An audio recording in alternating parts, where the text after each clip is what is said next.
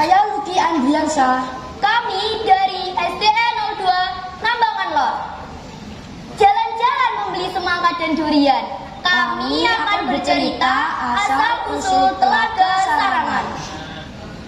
Dahulu kala di kaki Gunung Lawu hiduplah sepasang suami istri yang bernama Ki Pasir dan Nyi Pasir yang hingga usia senja belum memiliki keturunan.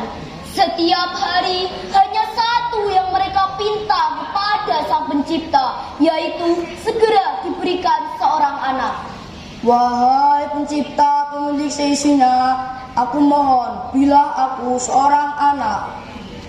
Harapan dan doa pasangan ini pun terkabul. Mereka sangat bahagia karena dikaruniai seorang anak laki-laki yang diberi nama Joko Lelu. Lengkaplah kebahagiaan mereka sebagai pasangan suami istri.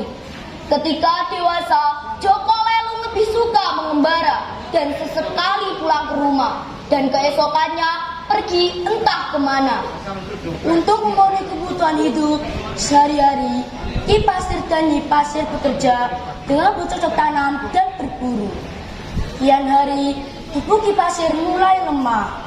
Ia berharap Joko Lelu membantunya di ladang. Namun, harapan itu hanya dipendam Ki Pasir. Ki Pasir kemudian bersemedi, menginginkan supaya tubuh yang sudah lemah kembali sehat dan kuat, serta memiliki umur yang panjang melebihi manusia biasa.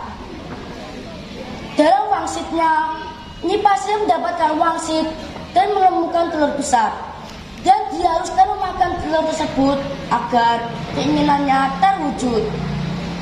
Hari-hari setelah selesai bersemedi, Ki Pasir kembali bekerja dan ia lupa terhadap wangsit yang diterimanya. Ketika pulang dari ladang, tak sengaja ia melihat benda bulat di bawah pohon tua. Benda itu mirip seperti telur, namun ukurannya lebih besar dari biasanya. Wah, telur apa ini? Besar sekali. Baru kali ini saya melihat telur itu. Apakah ini telur yang ada di wangsitku ketika aku bersemedi? Ki Pasir terlihat sangat bahagia dan berniat memakan telur itu ketika sampai di rumah. Keesokan harinya, Ki Pasir memasak telur itu karena Nyi Pasir sudah berangkat terlebih dahulu ke hutan untuk mencari kayu bakar.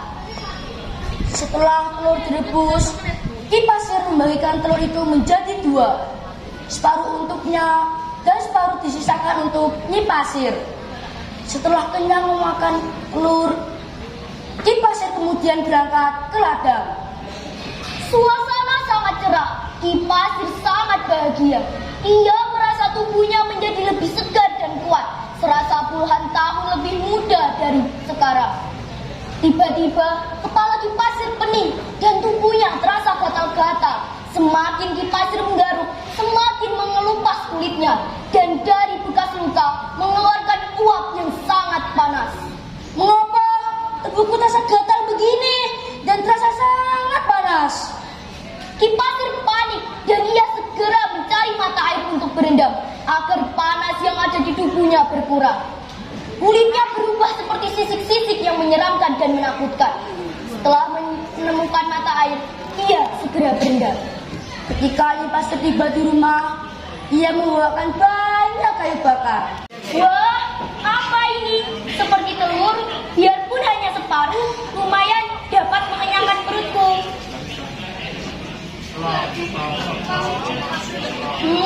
Lezat.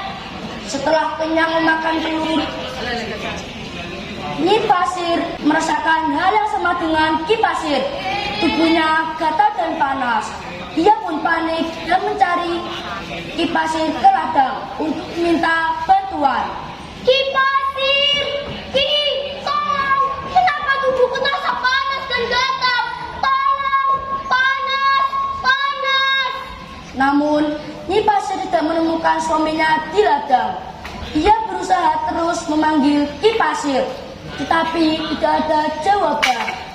Nyi Pasir sudah tidak kuat dan mencari sumber air di ladang untuk merendam tubuhnya sambil mencari keberadaan Ki Pasir. sumber mata air terdengar suara yang bergemuruh, seakan ada makhluk besar yang mengamuk di dalam mata air. Nyi Pasir penasaran dan ia berusaha mengintip dari balik semak-semak. Nyi Pasir terkejut. Seekor ular naga besar berenang dan mengamuk di mata air. Namun, Nyi Pasir yakin bahwa ular naga tersebut adalah perwujudan dari suaminya. Di tengah kepanikan, Nyi Pasir terperosok dan masuk dalam mata air. Di dalam air, Nyi Pasir mencari suaminya dan melampiaskan amarahnya karena telah merubahnya menjadi wujud ular. Naga Ki Pasir pun juga marah. Dia tidak terima jika berubah wujud. Naga Ki Pasir merasa jika saat ini alam semesta telah mengutuknya. Ki Pasir dan Nyi Pasir membuat pusaran air yang sangat besar. Tanah di sekitar sumber mata air longsor semakin besar dan dalam. Jika hal tersebut terus dilakukan, maka Gunung Lawu akan segera tenggelam. Ketika Joko Lelung pulang dari semedinya, ia mengetahui bahwa bencana alam tersebut dibuat oleh kedua orang tuanya yang sudah berubah wujud menjadi ular naga dan memiliki niat yang buruk. Joko Lelung pun berdoa agar alam semesta membukakan kedua naga raksasa itu. Tiba-tiba, naga perwujudan orang tuanya kembali menjadi lebih tenang. Namun, takdir berkata lain.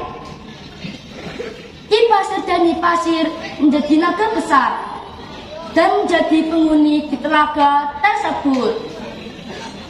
Berkreasi dengan tali temali. Sekian penampilan